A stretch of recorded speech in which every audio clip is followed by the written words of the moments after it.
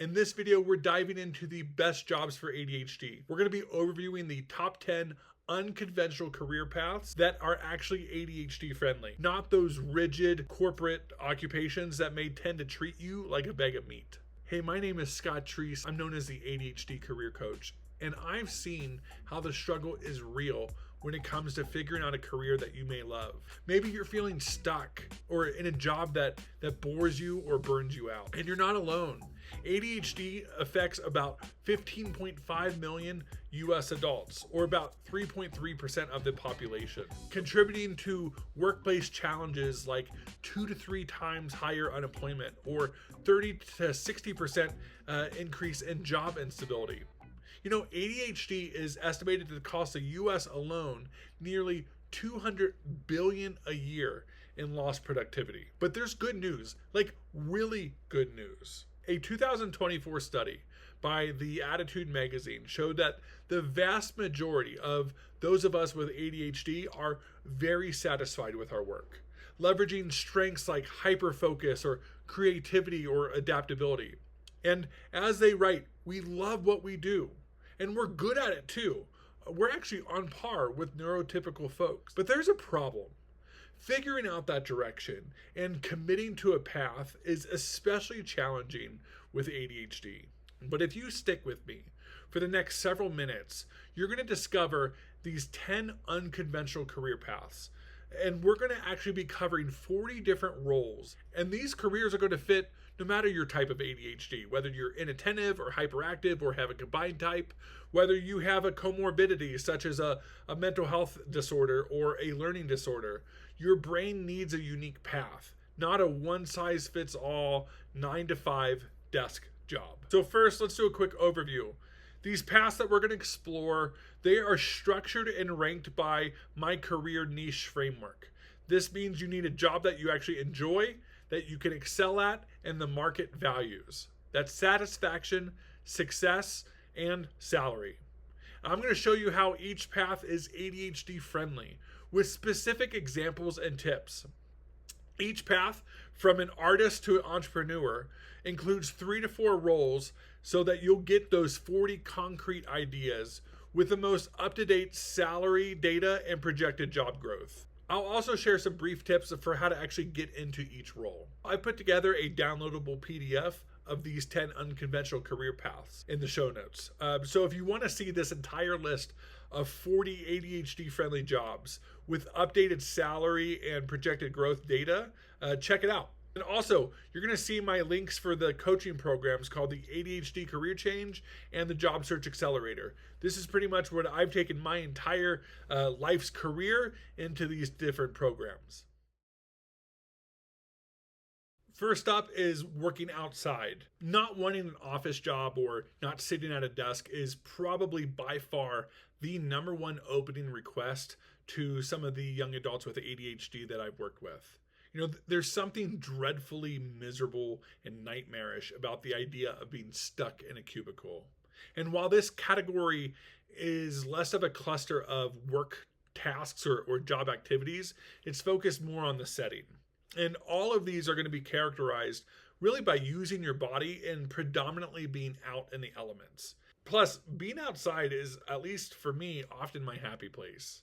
And working outside is going to be a great fit for people with ADHD because it directly combats some of our key challenges and leverages some of our key strengths. ADHD is often characterized by this strong need for stimuli and a tendency to get bored and easily distracted due to maybe a deficiency of dopamine, that brain's reward chemical. And outdoor jobs offer this constant stream of novelty and environmental stimulation.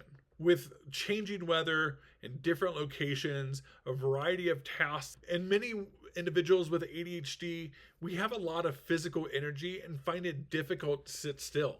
Outdoor jobs allow you to use your body and move around, which can help with focus and regulation. These jobs often have a very clear and immediate outcome.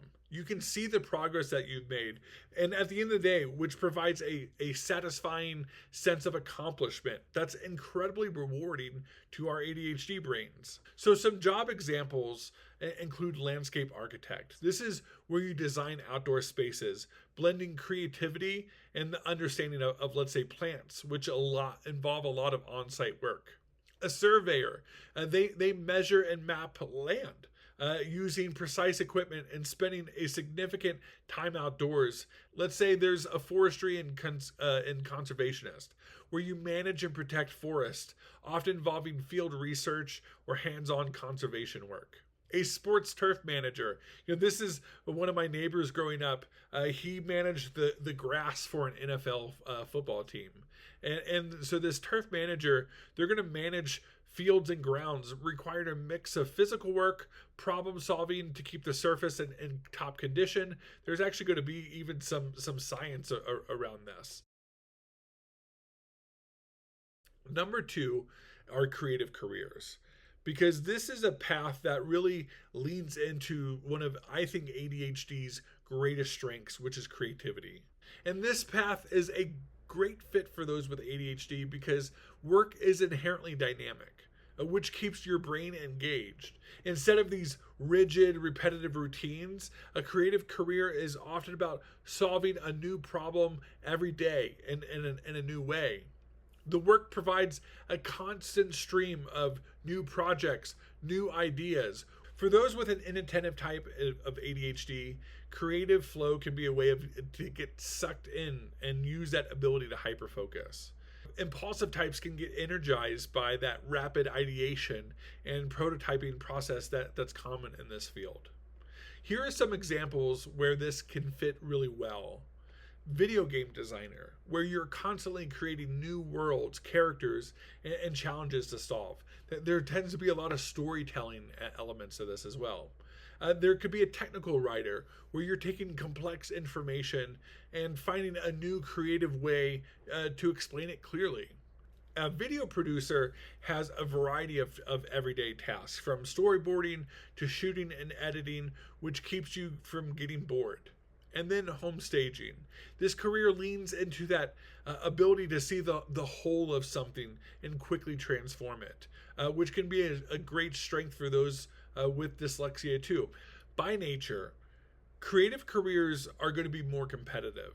Your traditional online search may not be as effective because it's really all about developing relationships and your portfolio.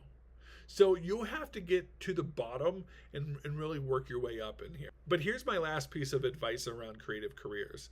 And I even give this advice to my children. I ask them, what makes an artist? And it's a person who makes art. And this is probably the most important aspect of getting into this field. You have to create and make things, whether you're paid for it or not. The good news is that artists make everything around us. From your coffee mug to your smart device, artists impact us everywhere. Number 3, now let's talk about careers for ADHDers who are great at putting out fires, mostly metaphorically speaking. ADHDers thrive on urgency and that sense of pressure and that ticking clock, that do or die moment. This is actually a big reason we often procrastinate, because we need that urgency to focus and be productive. In those jobs, this urgent work is like juggling. There's just enough balls in the air to keep you laser focused, and you're often making a ton of decisions in real time. As a combined type, I often neglect details when I'm too impatient to follow through with most things all the way. But when it comes to the seriousness of this work, I actually like it. You can make real mistakes. And as an event planner, for example, I had dozens of different responsibilities, from recruiting speakers to having them sign contracts to making conferences, agenda, running from room to room on the day of to make sure it all happened. And I loved it. I was pumped by it. So, some of these example careers are that it's an event planner. There's a project manager, where you're balancing deadlines and resources and unexpected issues on the job site just to bring back a project to completion. There's maybe someone in transportation, from a pilot to a truck driver. These are high stake roles that require that constant vigilance and that quick critical decision. A firefighter, I think of my cousin who was in the Air Force. This is the most literal example where it requires an incredible ability to focus and react under extreme pressure. And if you're in one of these careers, don't bite off more than you can chew. This field can be susceptible to burnout if you're not using systems and enforcing boundaries. These jobs can be exciting and fulfilling, but they can also drain your energy, so make sure that you take the time to recharge. Number 4, nonprofits, whether it's charities, NGOs, non-government organizations. For many with ADHD, a traditional corporate culture can be a bad fit, where they often prioritize rigid routines and profits over people mentality. Nonprofits, on the other hand, are often fueled by purpose, and they're a great place for those who really care about that inclusive culture. When the work that we do is meaningful and for a cause that you believe in, it can make it much easier to stay motivated and engaged. Plus, if you're working with an organization that, let's say, maybe supports some sort of neurodivergence, right? They're going to actually, to hopefully, be practicing what they preach, and it might be a good opportunity. I'm going to just shout out to a coffee company here called Dirt.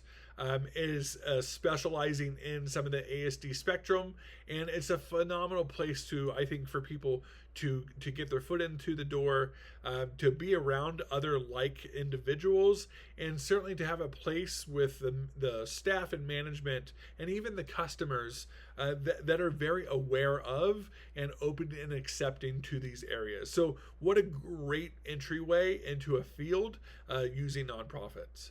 For example, if you want to go into marketing or social media management, doing so at a nonprofit is a great way to build that portfolio and build your resume without that pressure of the for-profit environment. In some of these examples, as you can see, there's a lot of different variety in the tasks. One, you might have a communication specialist where they really focus on that storytelling of the organization's mission to the public. When I used to work in nonprofits, this is definitely one of our bigger fundraising mechanisms, was capturing and telling some of the stories of our impact. There's a program coordinator where you manage and oversee some of the programs that directly serve that community. You could have a volunteer manager where you're going to actually recruit, train, and organize those volunteers. Doesn't mean you're a volunteer. It means that you're helping get those volunteers ready, which is often the heart of these organizations' work. You could be a youth pastor where you directly work with young people to provide some sort of guidance and whatever that spiritual or kind of faith development that you're in. My advice to you is don't discount these careers just because they're not for profit. It actually does not mean that you don't get paid a living wage. Number 5, let's move on to the world of trades and hands-on work. For many of those with ADHD, a big challenge is having a brain that moves faster than your hands. But in these careers, that's actually one of your superpowers. These careers are all about those tangible results. These tangible results provide a huge hit of dopamine, giving you that sense of accomplishment that's so important for ADHD brain. This career can be great for all subtypes of ADHD. For the inattentive type, the predictable, repetitive nature of the work allows for deep concentration and mastery. For the hyperactive type, the physical nature of the work helps to expend that restless energy and keeps you engaged without having to sit still or get in trouble. Some example jobs in these are an industrial electrician, where you're working hands-on to install and maintain electrical systems at a large-scale industrial setting. You can be an HVAC sales technician. This is a mix of hands-on work and that communication, where you're both diagnosing problems and providing solutions to a client. You could be a skid steer operator, or what I would just call driving a bobcat, where you're operating heavy machinery to move materials and prepare sites. This requires a lot of that focus and precision work. You could be a dental hygienist, where the role is all about that same precision and craftsmanship, using your hands to provide that direct patient care. And these trades offer a fantastic alternative to some of the traditional college route. You can get paid to learn on the job, which is a huge advantage. These skills are always in demand, and you could potentially become your own boss. My advice is to explore apprenticeships and vocational programs. You don't need a 4-year degree to build success in this career, so try some things out before you go hog in and commit to one thing. Number 6, let's explore careers that are all around being a helper. For those who are naturally compassionate and quick-witted, human services can be a fantastic fit. My personal experience in mental health for over a decade showed me that literally every single conversation is not only different, but completely unscripted. These careers require quick thinking and the ability to connect and motivate others. I've also seen that both introverts and extroverts can thrive in these positions. Introverts may enjoy that deep, intimate connection that comes with being a counselor or a dietitian, while extroverts may thrive in that multitude of interactions. Some examples of these might be a career counselor who is doing what I'm doing, which is helping people find their career path and build the things they need to succeed. You could be a secondary ed teacher, where you actually inform and educate, mentor young people, every day presenting a new challenge. You could be a dietitian or nutritionist, where you work one-on-one with clients to develop personal health plans.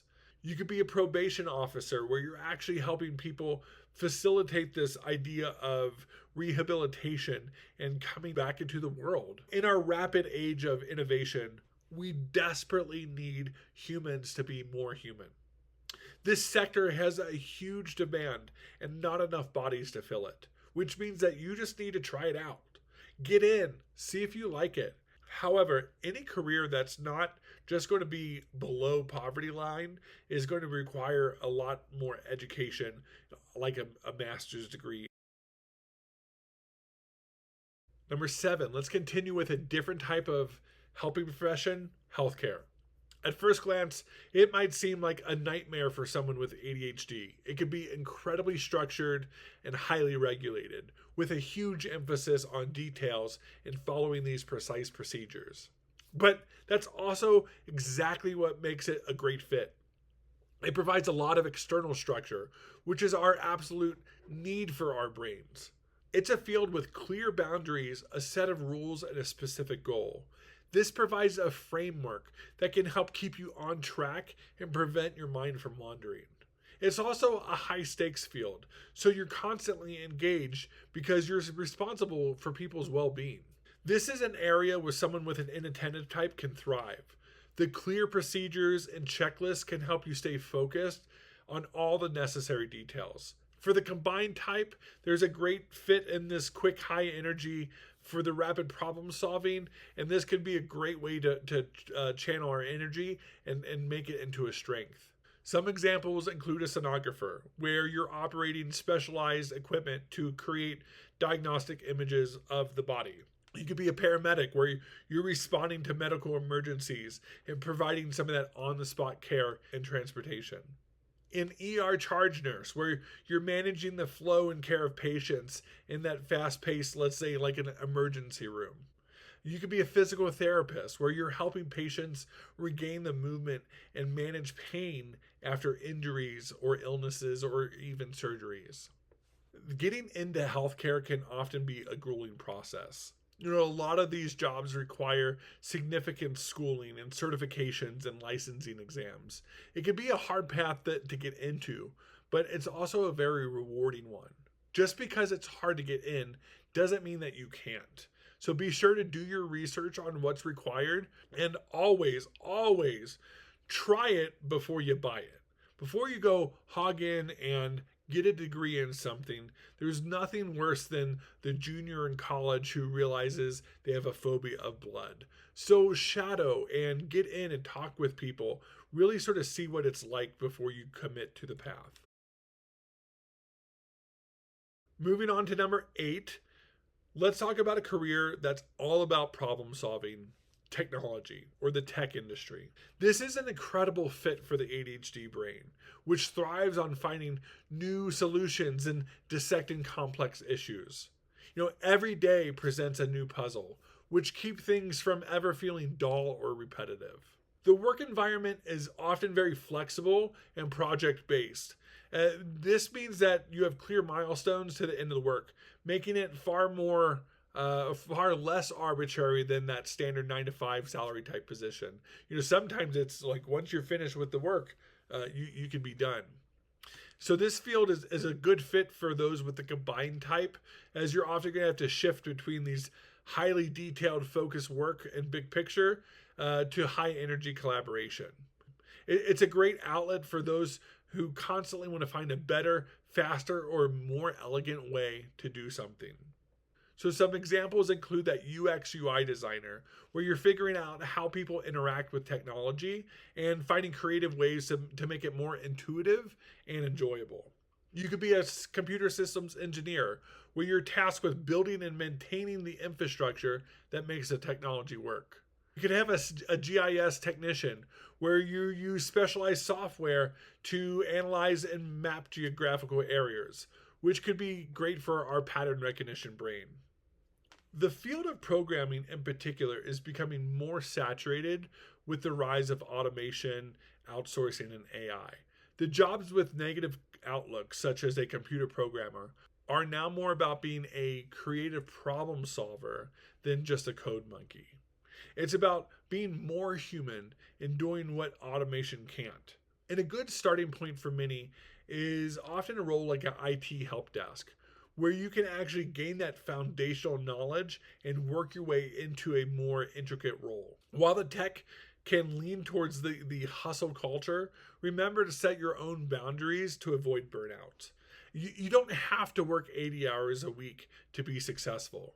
The flexibility in many of these roles and the ability to work from home can be incredibly beneficial for those managing your focus. Number 9, now let's get into the world of sales and some customer service. And I want to be honest, you're most likely going to hate this entire career path unless you don't and you love it. But statistically, ADHDers tend to lead towards that introversion side. But for those social creatures who crave this high energy and a competitive environment, you might love this. And if you completely disagree, let me try to change your mind. If you like being social and healthy competition and you want a high-paying career, this is a great fit. The work is fast-paced, ever-changing, and complex. You're often dealing with the wonderful messiness of humans, which makes it great and often exciting. And this path is highly incentivized, giving you direct, concrete, and measurable feedback. Leads, closed deals, commissions, and bonuses. This can all be very motivating for those ADHD brains who love that dopamine and its tendency towards reward seeking. Speaking of dopamine, there's inherently more risk to this path too, which can make you feel both nervous and excited. And I see that sales can be in a lot of different types of occupations, but some examples might be that of a real estate, where your career and success is directly tied to your people skills and ability to manage a variety of different clients and properties.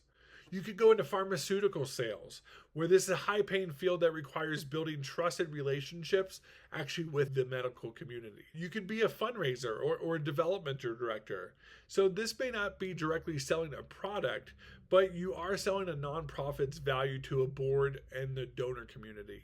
It's a role where your passion can directly align with your sales. You can also be account manager, and role is all about nurturing existing client relationships. Executive function, word of caution. We have a romantic idea about the salesman in our culture. right? The Don Draper just drop-in deals. But if you talk with many successful salespeople, they'll tell you they're using a lot of skills and systems that require organization and time management, such as the simple but crucial task of just calling people back. But it's also much easier to sell something that you're passionate about. When your selling aligns with your morals and your values, it's much easier to objectively convey the product's value. And I see that there are two routes you can take this field. First is the sales guru. This is a person who's mastered the art and science of sales. The second is, I would say, more of the sales expert. This is a trusted advisor with a deep understanding of a particular niche. Think of the number one realtor in your city, or back to that HVAC sales engineer who is an expert on heating and air conditioning. And number 10, let's talk about the ultimate career path for a lot of people with ADHD is entrepreneurship. Now, there's this disproportionate number of ADHDers who start their own businesses, with 29% of entrepreneurs identifying as ADHD compared just to that 4 to 6% of the general population. This path has everything we've talked about. It's dynamic, it's interesting, it involves a ton of problem solving, it offers high risk and high reward. Most importantly, you'll have complete autonomy to be your own boss. Entrepreneurship can work for all ADHD types. And while entrepreneurship offers the highest economic potential, it also comes with some serious challenges. All the pros can become cons. First, you're always on, which can be exciting but also draining. You might have stretches of work without pay. You are the one in charge. It's your calendar, your workday, and your money to manage. You have to wear a ton of hats, from marketing and accounting to project management. But once again, for a lot of people, that's exactly what we love about it. The easiest business to start is often just being self-employed, a service provider. It doesn't matter what that service is. If you own it, you have the potential for a much higher income. For example, that skid steer operator who works for someone else might make $23 to $26 an hour. But the self-employed owner-operator can make $80 to $200 an hour. Folks, that's $340,000 a year. The average therapist makes under $60,000 a year, but most private practice owners are easily into the multiple six figures. And a final word, ADHD is not a one-size-fits-all diagnosis. And it's the same way there's no one-size-fits-all career. I believe that ADHD can thrive in any occupation that's out there, but it's really going to be depending on you. And if you're lacking career direction and have no idea where to start, I want to help you figure out what's next. I've designed a life and career coaching program called the ADHD Career Change. This is a 9-step program to help you find a career that works with your brain and not against it. If you're interested in learning more, you can check out my website in the show notes. I'd love to help you build a career that you were made for. Thank you so much for your time and your energy. I'm excited to hear from